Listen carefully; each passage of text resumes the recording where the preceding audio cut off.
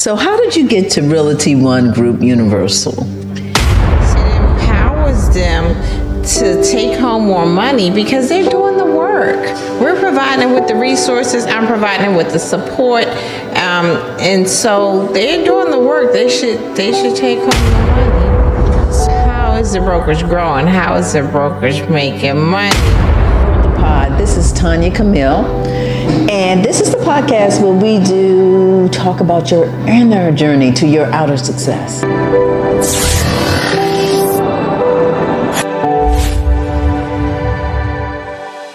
But today I have Monica Truesdale. You say, who is Monica Truesdale? Well, Monica Truesdale is a super agent. She is a super broker. She has her own franchise called the Realty One Group Universal. You ain't hear me, Universal. You feel me? Universal, right. I want you to stay with me and listen to this because this is going to be exciting. And I'm so grateful. I haven't seen her in a long time, so I'm so grateful for her to be here today. Hey, what's going on, Monica? Hello. How you feeling? I'm good. Thank you for having me. I'm excited to be here. I'm so glad that you came. I'm so glad. I'm grateful. You know, we're going to talk about first, like, Realty One Group Universal, yes. Like how you came to that. Then we're going to talk a little bit about where you're from, how you got to Realty One Group, and then we're going to talk about your spiritual journey. So we got a couple things here we want to talk about. We good? Okay, yes. Okay. So how did you get to Realty One Group Universal?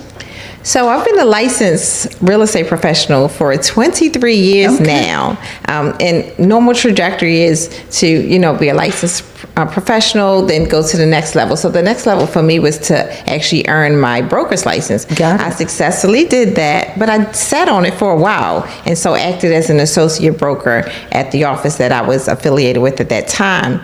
But I began to mentor agents, and I would mentor them and then send them off to some of the larger brokerages because we just didn't have the capacity or the resources to actually elevate their business.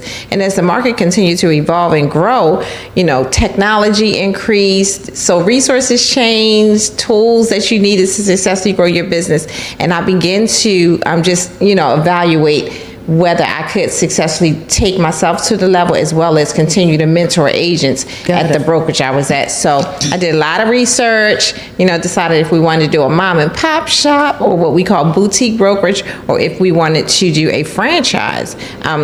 And the people at Realty One Group say they dated me for like 9 months because when I say I did my research. I visited other franchise owners to identify, if everything on paper was what it was. Yeah, because if it's real. The brand actually matched who me and my niece was as it matched who we were as individuals, and it resonated with how much they care about individuals. Realty One Group Universal, after your dating, what was it that put the nail in the coffin for you? So I went to LA. That's where their corporate office was founded. And I went there and I met the actual founder and the executive leadership team. And they were everything that they said they were on paper and on the phone. And then when I thought about opening a brokerage, I knew personally that I wanted to be able to offer to up and coming agents everything that they need to be successful. If we were not going to be the best at it, then I didn't want to do it. I could have just continued to operate as a single independent agent. And so I wanted to make sure that we had all the technology, all the tools, all the resources, all the legal support, everything that I know that an agent needs to successfully grow and sustain their business. And in 5 years, have they proven that to be true? Absolutely. I have agents in my office that have grown year after year after year, and the office is growing as a whole. Nice. That's nice. Yes. And how many agents do you have? We currently have 54 agents. Okay. Yes. That sounds a little bit more than, growing. 54 is a nice number there. Very nice. Yes, he is. Yes, he is. Yes. So, but with growth comes challenges. I received that. Yes. So, do each of these agents have to go through a program before they start? Do you like an onboarding process? Absolutely. So, of course, there's the Maryland regulation that you have to successfully take the test. But at our office, we actually have a 6-week onboarding process, whether you are a new licensee or an experienced licensee, because we are very, very adamant about making sure that you understand our brand, and then, of course, be able to operate the technology and the resources so that you can successfully use them to navigate through your business. Very cool. Yes. So, what is your goal in terms of with Realty One Universal Group? No, Realty One Group Universal. What is your goal in terms of, like, so when I think about having 54 agents, right? Correct me if I'm wrong, because I'm not sure. You get a percentage of whatever your agent does. So our brokerage is structured a little bit different. Percentage is a traditional term for it, but one of the unique things about Realty One Group Universal is we offer what we call a 100% commission structure. Okay. And so with that, because the agents are doing all the work, we think that they should take home most of the money. The traditional format is you underneath a brokerage, and the brokerage gets a percentage and the agent gets a percentage. We have what we call, again, that 100% fee structure program, and so it allows them to pay a one-time fee. So they pay one fee, which is, we call it a transaction fee, out of their commission. So they take home the majority of the money. Of course, some people say, well, how is the brokerage growing? How is the brokerage making money? But if we are training them and mentoring them to be successful agents, then they are doing multiple transactions. So the fee that they pay to the brokerage is actually income for us. Okay, so it's like, for lack of a better example, it's like the fees you pay on a checking account, right? Yes, you can compare it to that. Or you can compare it to that. And so, yes, so it's a flat fee. It's a flat fee that comes out of the commission, not a percentage. Got it. Because I could have an agent that sold a $200,000 house and an agent that sold a $400,000 house, and everybody is on the 100% commission structure. So there's no, they're gonna get their money. yeah, everybody. Yeah. So of course, if your transaction is higher, the commission you charge to the client, you're making more money. But it's consistent across the board when it comes to the fees. That's cool. It is very cool. Yeah, because I think it empowers agents. Like, I like to believe that this type of structure empowers agents, especially agents that are producing at a high level or even a mid-level. Mm-hmm. It empowers them to take home more money because they're doing the work. We're providing with the resources. I'm providing with the support. And so they're doing the work. They should take home the money. So why was that structure so important to you? It was important to me because being an agent, with my tenure, I felt like there was a point in my career where I was giving a huge percentage to my brokerage, but I did not have support. I did not have the resources to actually grow and elevate the business and make sure that I'm giving everything that I can to the clients. I was paying for those things. They were ancillary services, but I was paying outside of the commission. And so when I came across that, I thought, this is interesting and very empowering. I agree. Because a lot of agents don't make it because they don't have the training Right. or the resources, Right. and then that split. So at the end of the day, it's you working hard for. And transactions vary, so you can have very difficult transactions where you are spending a lot of time with the client, and then to get finally to what we call the settlement table or the closing table, having to split such a huge amount. There's some agents who actually are on 50% splits. That's nothing you would ever have to do at Realty One Group Universal. No way. And that's deep, isn't it? Yeah, that's deep. Yeah, that's deep. Yeah. Yeah, I'm giving you $5,000 just because you have I'm just using $10,000 as a, that's a lot. Yeah, that's and a you lot. didn't do anything, but I'm just under you. And I have to say that there are brokerages where you can still get high level support, but not 50% support. Got you. Yeah. I know that was big back in the day. Yeah, it was big. I mean, I started that way. When I started, I was a new licensee, and so I paid 50% at one point. Yep, I sure did. But I had a lot of support, and I learned a lot. And so if that's the case, it may not be a concern because you don't stay there.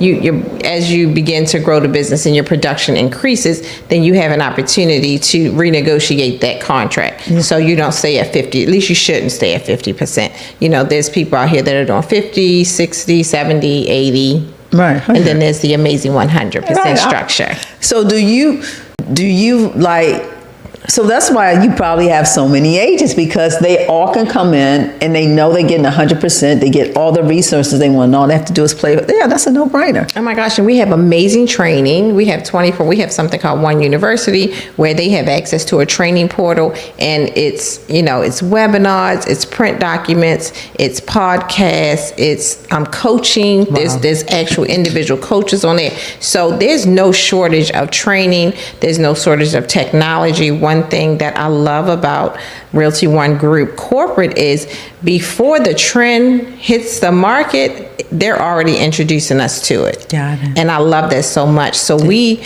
being under a franchise, is even, although each office is independently owned and operated, we have full, you know, autonomy to do whatever it is we want. I do know that when something legal comes down the pipeline, I have coverage. When there's new technology coming up, new apps, you know, AI, they were training us on AI before it was a thing. Got it. So they saw it coming. So I'm really grateful to be under a company that is very forward thinking as well, with their coaching, with the training, with technology.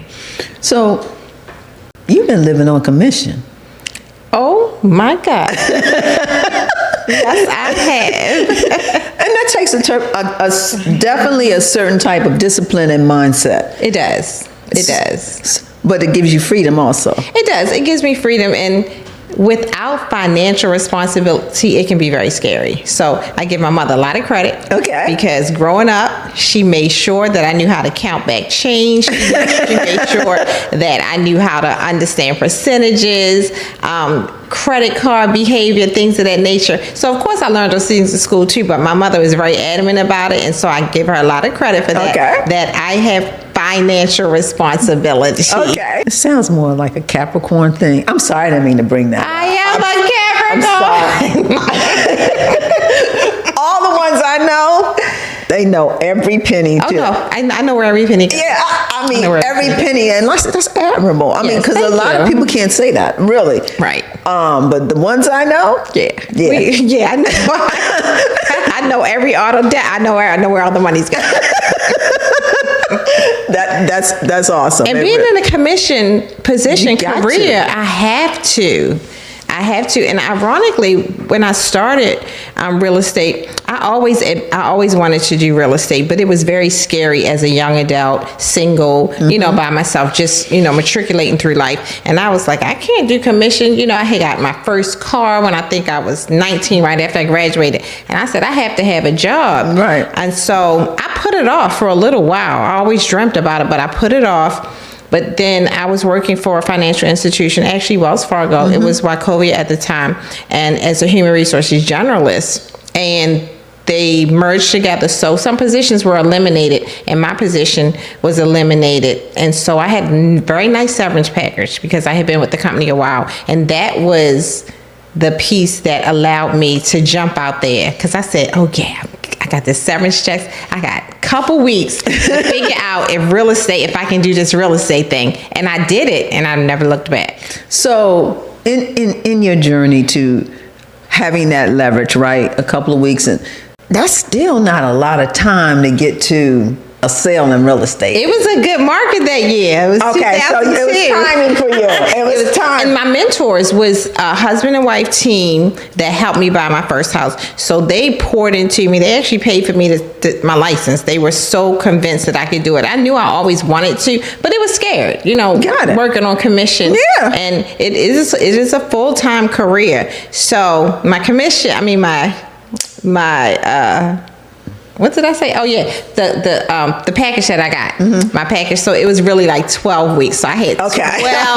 All right, 3 months. I had 12 weeks to figure it out. But actually, I had my first sale after 4 months of being licensed. Very cool. And so it was a good market. The interest rates were low, and I had very supportive friends. So my first sale was a very good friend of mine. Got it. And after that, it was no looking back. It was no looking back. I was like, oh, wait a minute. I love this. I love people. So why wouldn't I do this? I love serving. So this is perfect for me. And yeah, I've never had another full-time job since I got my real estate license. Yeah, 23 years in. Absolutely. Yes. So is there a niche? Is there a niche that you, like, you know how some people do first-time home buyers, investors, etc.? It's changed over the years. Okay. I think we all started that first-time home buyer area, and it changes. But as you begin to have new clients, then I have become 100% referral. So now my client base is more listings, because they are the people that I sold houses to over the years. So they're now reselling, relocating, downsizing, upsizing. So right now I am more of a listing agent. And then as the broker, I refer some clients out, just because to have a balance, to be honest, to have a balance in the organization. So, but right now I am a selling broker, and most of mine are listings, and they're all repeat clients. So, or referrals from repeat clients. In that 100% structure, and you list something, how does that work? The same way, because when you list a property, you earn a commission from your client, and your client, in this case, as a listing agent, is the seller. So you earn the commission. Okay. And then, so whatever that commission is, I pay that flat fee. And yes, I do pay fees. I pay the same fees the agents pay. Okay. Absolutely. Because we're growing a business. We are not taking away from the business. I hear you, Capricorn. I hear you. So now it seems to me that you got Realty One Group Universal down. You got it down. You flowing, right? Next thing I know, next week you're going to have 100 agents. I'm with you. I got it. So let's talk about, let's rewind a little bit. Okay. Native Baltimorean? Born and raised. Okay. What side? West side. You guys kill me. I'm laughing so hard. West side. Okay. Yes. And, okay, gotta ask, what high school? Western High School, all girls. Yes, the oldest all-girls school in the nation. Western Dove. Western Dove. Okay, so you were on the west side, you went to Western, but what was you growing up in Baltimore like? Interesting. Growing up it's different times now. Okay. So I had a wonderful childhood. Okay. And it's funny that you brought that up, because growing up, I did. I had a wonderful childhood. I was raised in the church, which is my foundation, and I believe that is why I am who I am. So I'm grateful that my grandparents took me to church. I brought my mother to church, so I was in church before my mother was. My grandparents took me to church, and I was in church more than I did anything else. I went to choir rehearsal with my grandparents because I loved it. And we had such a bond. I'm still at the same church that I've been at all my life. I was baptized at 7, and I'm at the same church. Okay. And we built such great relationships there. So I'm still friends with so many of the people that are the other children at that time at Calvary Baptist Church. And so we built great relationships, and we had such a good time while we were learning and growing spiritually. So if my grandfather was going to choir rehearsal, I was going to choir rehearsal too, so I could sit and watch. Or I was going to revival or things of that nature. So I grew up in the church, and I'm so grateful for it. Again, you grew up in the church, so you had good fellowship, you had a good foundation, because church always gives you that, right? Yes. And you had grandparents who loved you to death, who made sure you went with them. Yes. So, and then you went to middle school, grade school, elementary, middle school. Yes. And then Western, Yes. the #1 girls' school in Baltimore. I worked really hard in middle school to make sure I got into Western, because you had to earn a spot. And I remember the summer that I was waiting for my letter, and I was just, nothing mattered. I just waited for the letter to come out to say I was accepted or not accepted, and it was the best. It was just the best getting the letter saying that I was accepted to attend. And for me, it was a combination of, it was a very prestigious school. I knew I was going to get a good education. it earned the title of being a very classy school, and it was all women. So fortunately for me, though, all of my aunts and my sister, I have a heritage there. It's 1, 2, I think maybe 6 people before me graduated from Weston. So it was also, lineage, as well as the excitement of being able to, go to a school that has such high prestige. And I was able to get a good education. So you saw all your family members go there. So you was like, I'm going there. Oh yeah, no, but it was, Western was the thing. It was a school. You had, it was the school. Yeah, it was the school. Come on now. Okay. It was the school. Yes.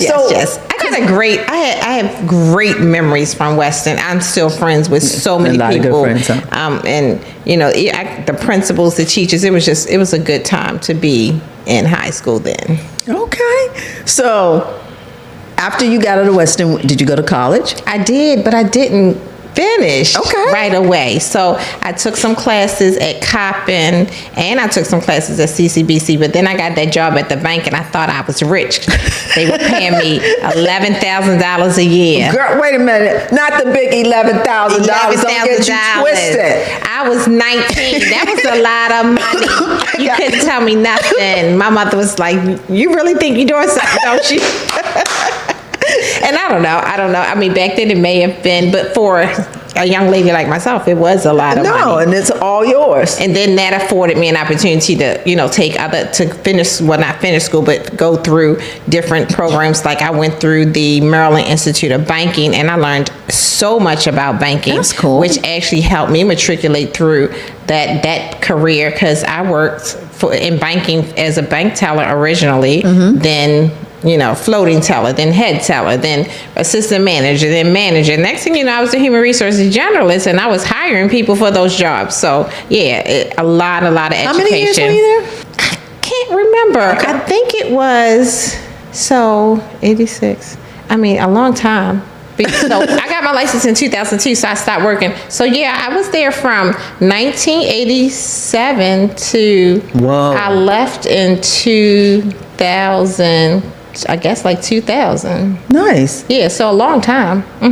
Yep. And what made you leave banking and get into? They wanted me to terminate myself or either move to Delaware, or they were closing down. At that point, I was the human resource generalist for what they call the operations center. We are really dating ourselves here. This is when we used to process checks. I got you. Yes, and so when Wachovia and Wells Fargo merged, they both had those departments. So one of them had to go. So it was like either relocate to Delaware or take the severance package. And I chose to take the severance package and jump into real estate. Got it. Okay. Got it. So, and then you worked in real estate, and now you 5 years into being a broker. Being a broker. A brokerage owner. A broker. Okay, got it. Yes. That's awesome. So I haven't had a lot of jobs in my life. So that's good. No, yep. I worked at a shoe store while I was in school. And then I got the job at the bank, and and then went to real estate. Not many more. Yep. Got it. I love it. Just a couple more, but still in banking. Yeah. So, or real estate. Now that we've talked about like all your identities, all the things that you are, who are you outside of those things? So I'm a mother of an adult. A mother, doesn't matter what age you are, but my son is an adult now. But I like to think that I am a believer because I have big faith. And we talked about that foundation, but it is really the guiding force for how I make decisions, how I, how I show up, and how I actually just make it through. Every day is not good. I'm always smiling, but it doesn't mean every day is a good day. So I rely on my faith a lot.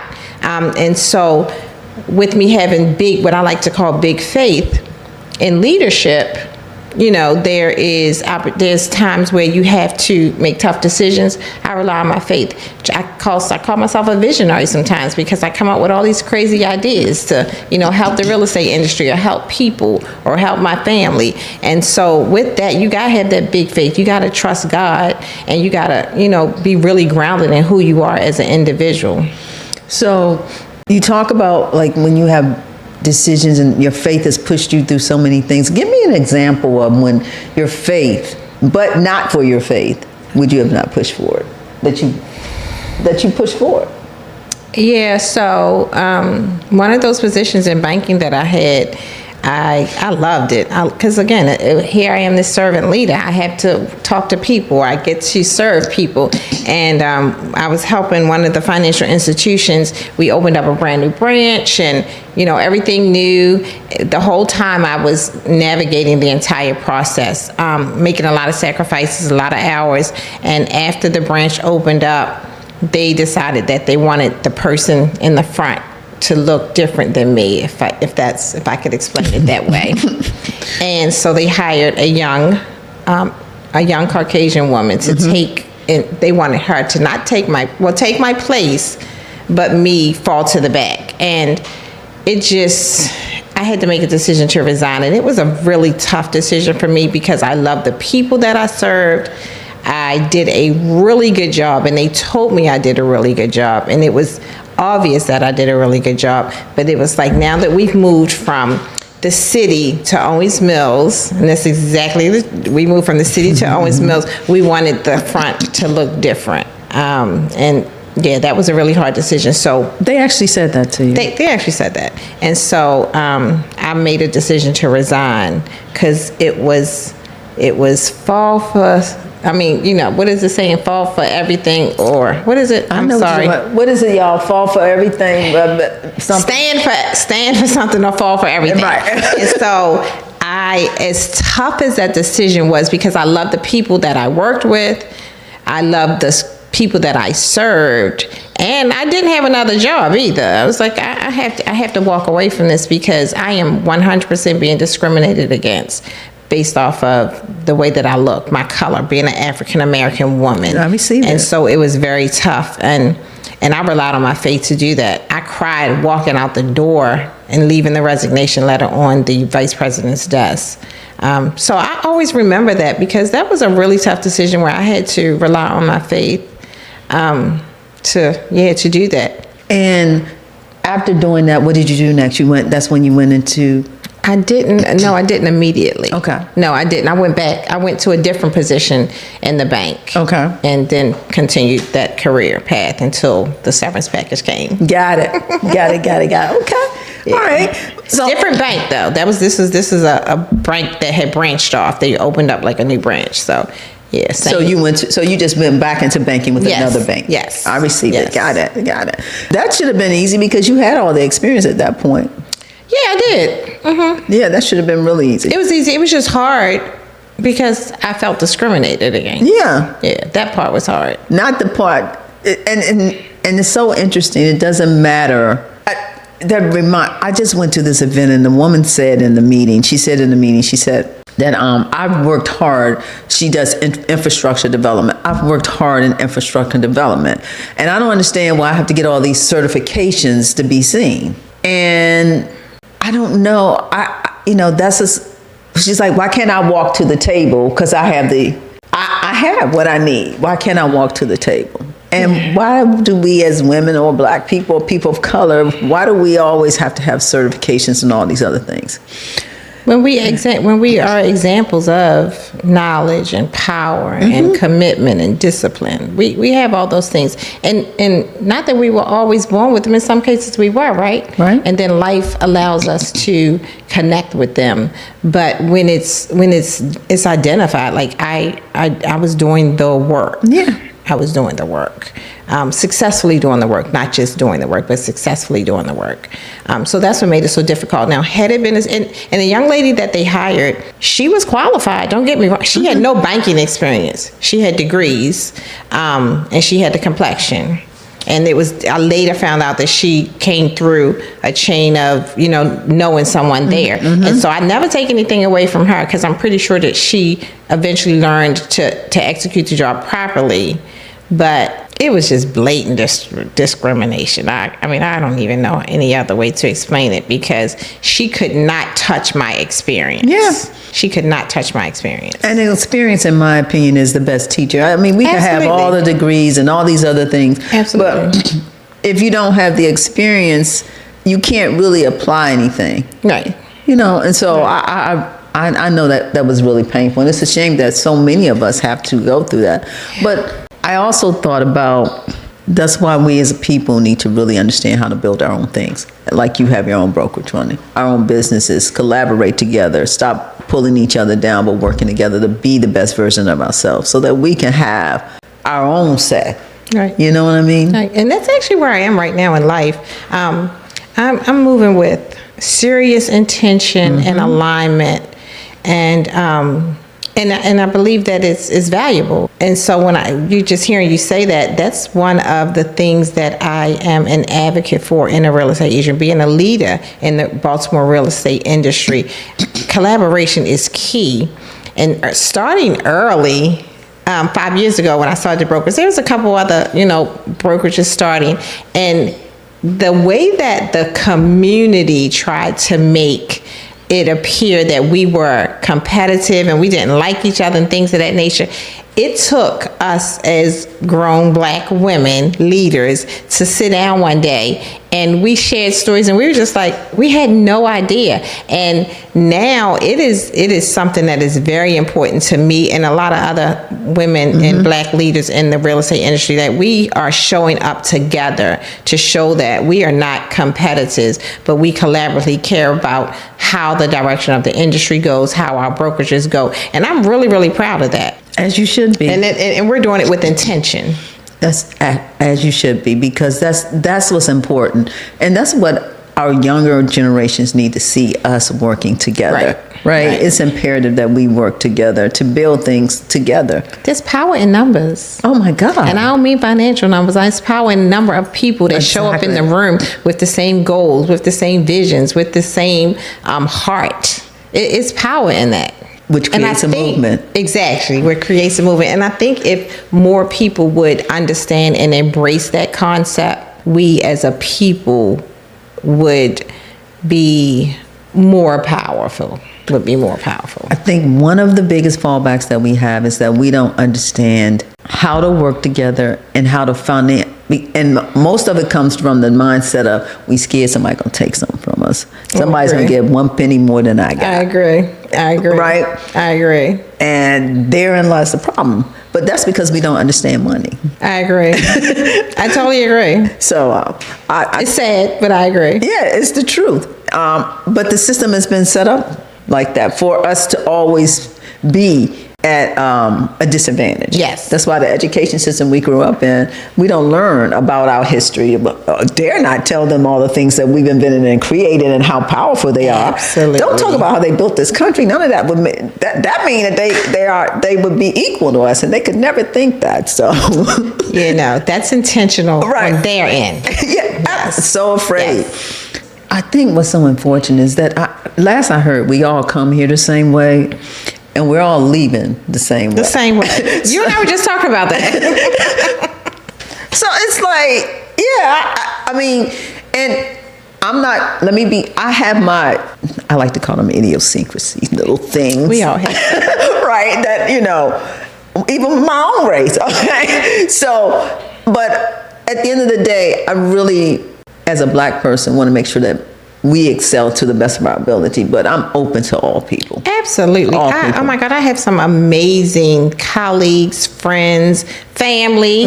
It's never that for me. I've never felt the need to separate, but it's when people come to me and challenge me that way that it has to be addressed or it has to be dealt with.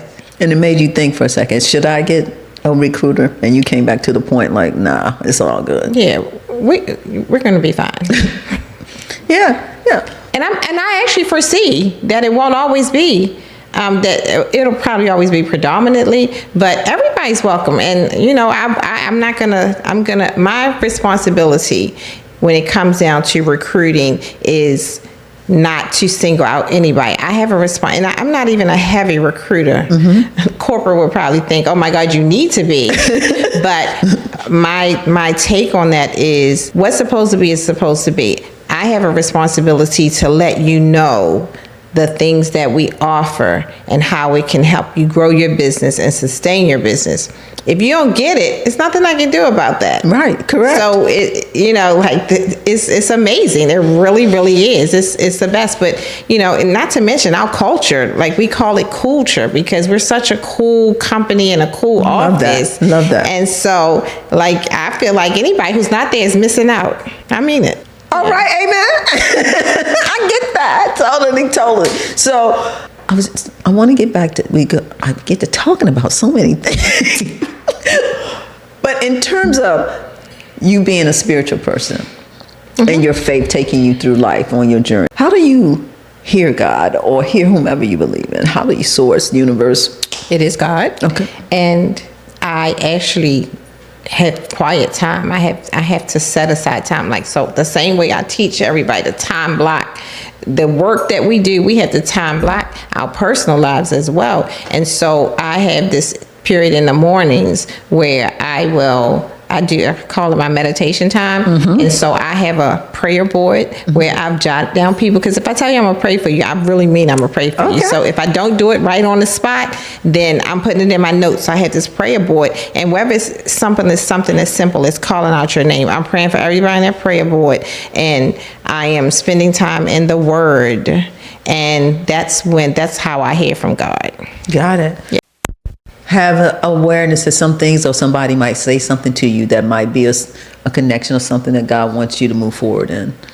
Sometimes, that's where the alignment comes in for me. Okay. I might be thinking about something, or you may have said something to me, and then all of a sudden something happens, and then I was like, oh, okay, that's confirmation, or that's alignment, and I believe that. So then I feel more comfortable acting on it or not acting on it, whatever it is. Right. Yeah.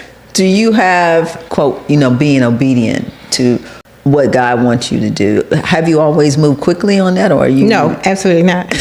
No. First of all, I'm not going to say I'm always obedient. Okay. I'm definitely have not always been obedient. Sometimes I think that there has been consequences for us, and sometimes I think that there hasn't. So I'm far from perfect. And it's never been my goal to be perfect. Yeah. I just want to live in integrity, be kind to people, and try to be obedient to what God has me. But sometimes that's not always clear. I have those moments, and then those other moments when I'm not in those morning meditations. It's in my car.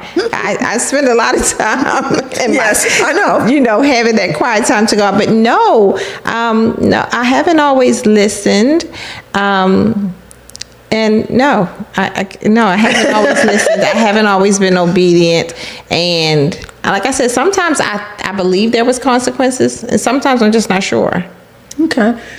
So what does your inner work look like? What does that look like for you?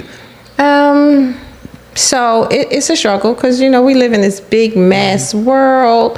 There's always temptations around you. I don't know. I don't know everything, right? I don't proclaim to be. And so the inner work is continuing to find spaces that pour into me. So friendships, relationships, social things, like all those things. And like I mentioned earlier, living really with intention, like the most I ever have. So that's being very intentional about the rooms that I go in, the rooms that I pass up, the people that I'm around, the choices that I make. I get invited to a lot of things. And sometimes I'm just like, I don't think that that's a good space for me.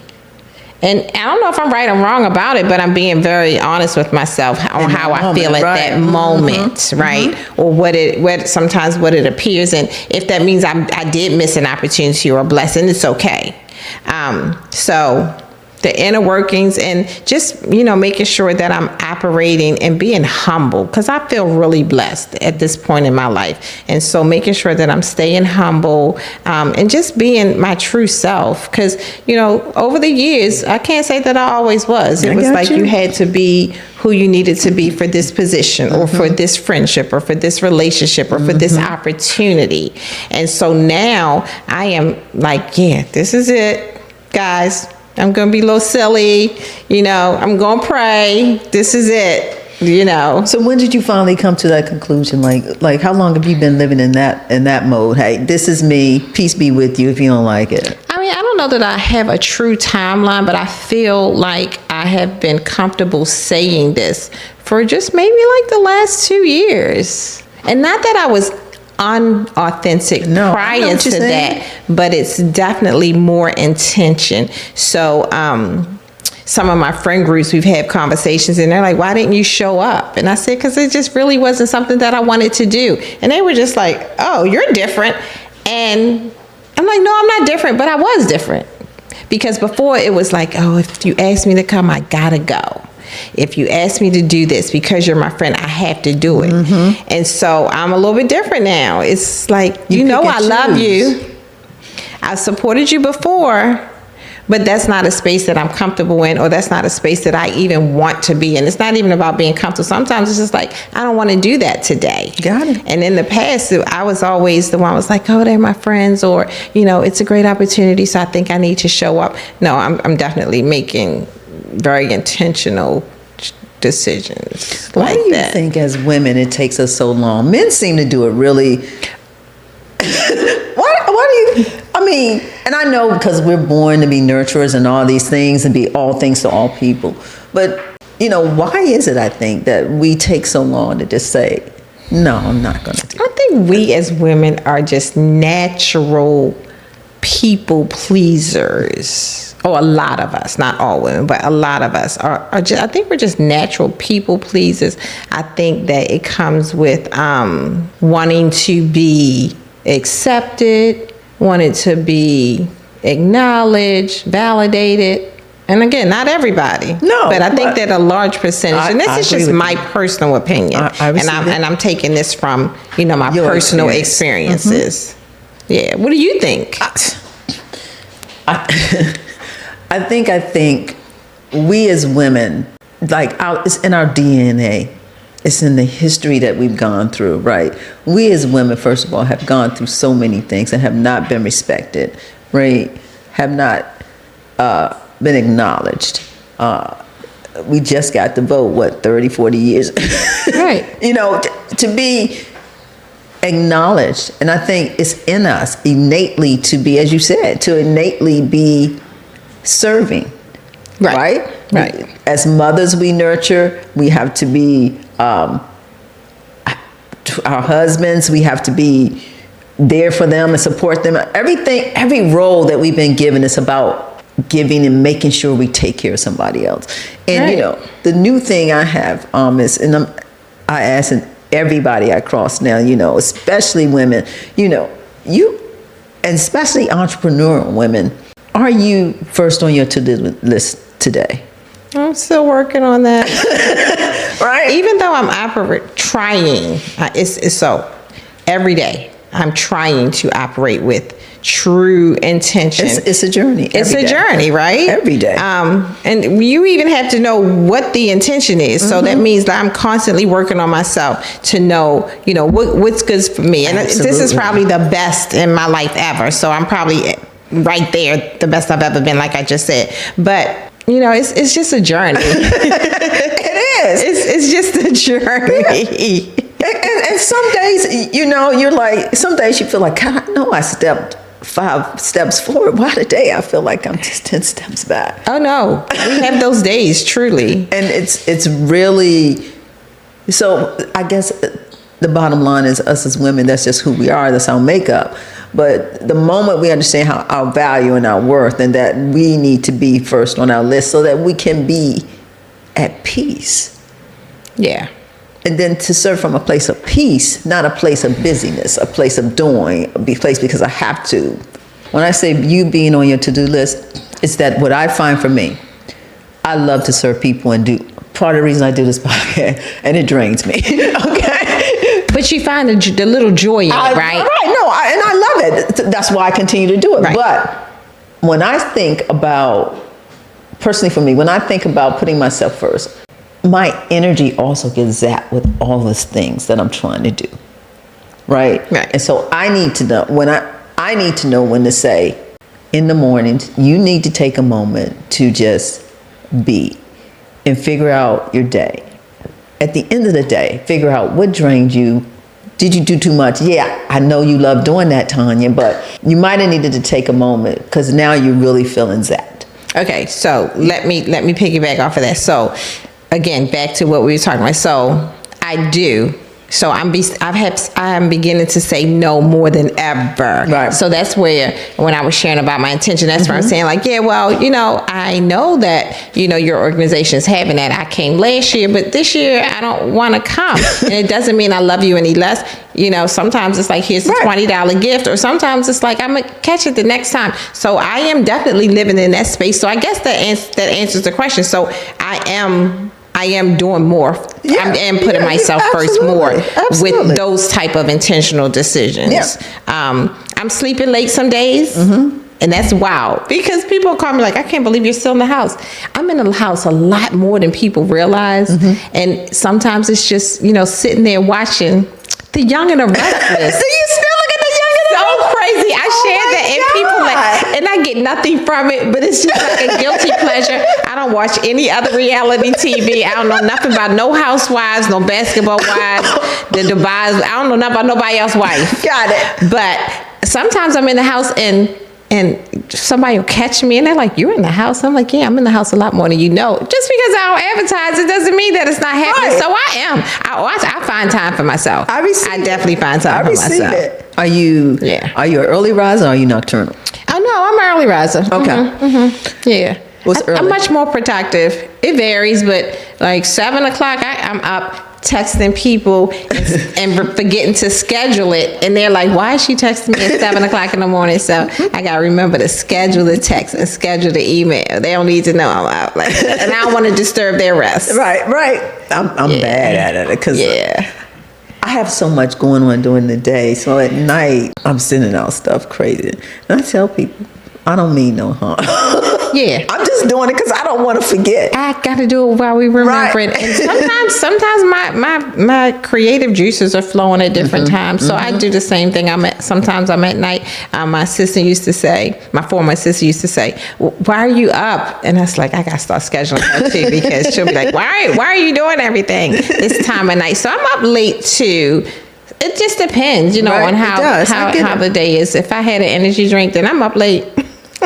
I hear you. So my final question is, and I say it's my final, but I'm not sure. But my final question is, what is it? Where do you see yourself in the next 5 years? I really don't like this question because I think life just takes us in so many different directions. And so I know we're supposed to have a 5-year plan, and I kind of have a 5-year thought.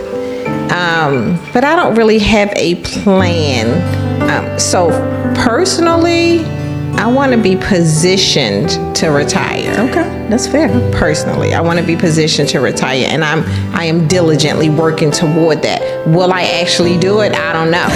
But I have things in place to be positioned to retire in 5 years. I don't think I will. I don't know. I don't know. Professionally, that's right there. They go right together, because retirement for me would look like real retirement. Okay. Traveling more.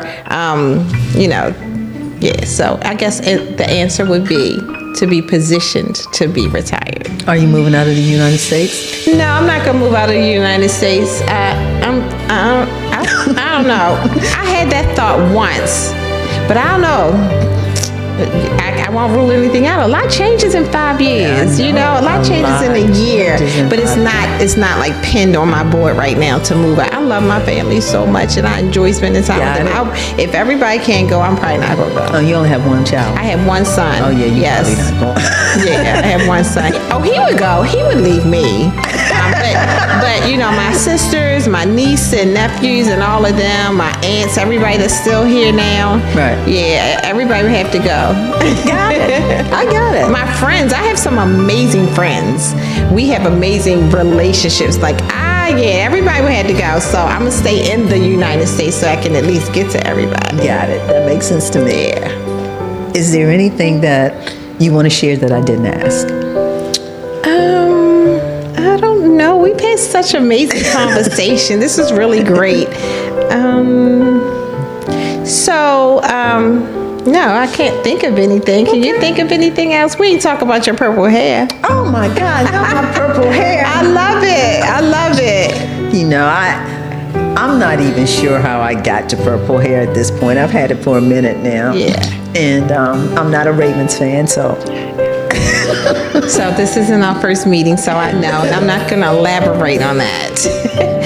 Can I ask you one question? Sure. What made you decide to want to do a podcast? Spirit. I thought that, but I wanted to ask you. And every time I try to quit, somebody talked to me about it. Somebody asked me, I got somebody to bill him.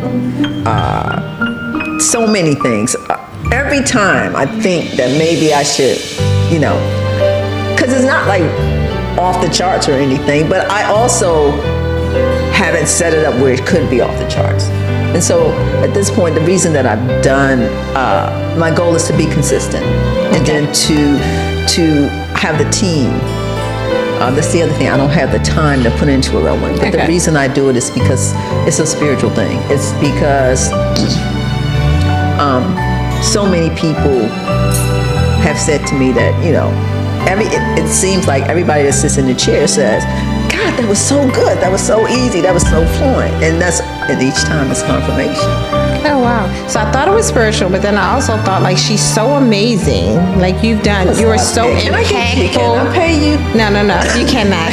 Because, look, you are who you are. That you're so impactful that I figured people was always wanting to, kind of pick your brain, be in your space. And so opening up to a podcast like that allows people to have access to you, but not directly. So that way, we as leaders have responsibility, to share information, to inspire, to impact, or to receive, whatever it is. And so I think that this gives you an opportunity to be all that you can to the people without, being direct. You're probably right. I never really thought of it that way. But my friends back in the day used to call me E.F. Hutton. Do you remember that commercial? Yes.